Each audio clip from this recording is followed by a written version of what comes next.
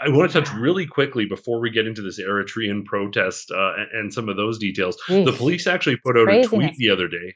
Yeah, the police put a tweet the other day, and no one is more critical of the police. We just had to take legal action to protect some of our footage from them.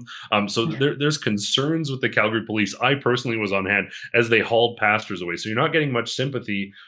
But there is the consideration that that was enforcement of court orders.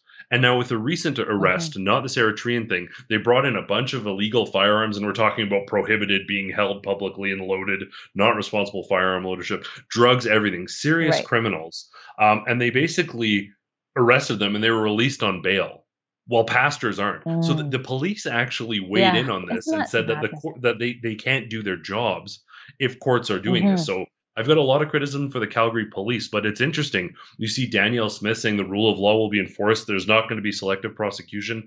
Things are going to change. And then the police actually Yeah. tweeting publicly, basically, it's almost a condemnation of the courts for letting these people go. An interesting shift. Now, we talked about the Eritrean protest, 150 people engaged in a melee. I saw the destruction firsthand, businesses, windows broken, Yeah. people scared Wow. to speak out.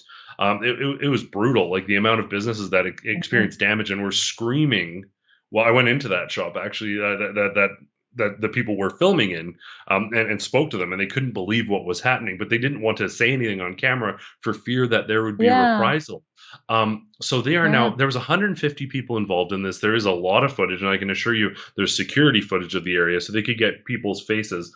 So the police have released photos of 16 persons of interest that they are There we seeking. go.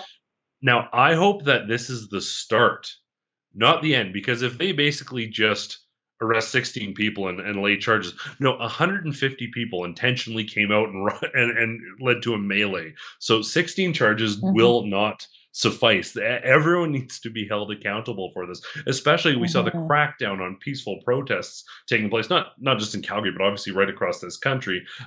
Journalists Yeah. are being charged with assault right now, and cops basically ran them over. So they cannot have soft gloves on this. If they volley some, I No. mean, I'm hoping to do an update on this, but if they issue some soft charges to 16 people when 150 people got together seeking to cause disruption and have a melee, that's unacceptable. But hopefully, I'm always hopeful, maybe too hopeful, the police will do the right thing. Maybe they've already identified 20 other people, 30 other people, and they're trying to lock down these last 16 people. I know they have a task force designated to this, and they Yeah. said that a lot of charges are coming. But to the Calgary Police Service, we're definitely going to be covering this story as it unfolds, and you better believe that there has to be firm enforcement of the laws, because we can't have Calgary turning into this place where melees erupt on a regular basis. Well, it must have been a struggle for Global News to have to show their faces.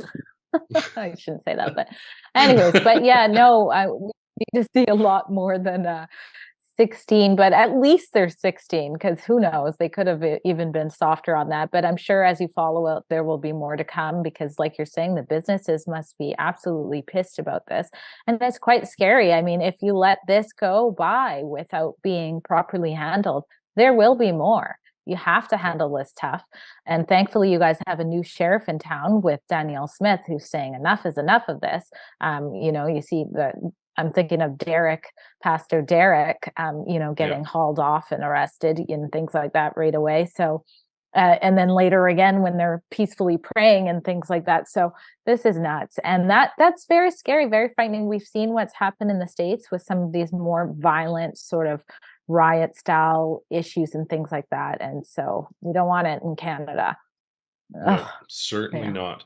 We're going to jump to one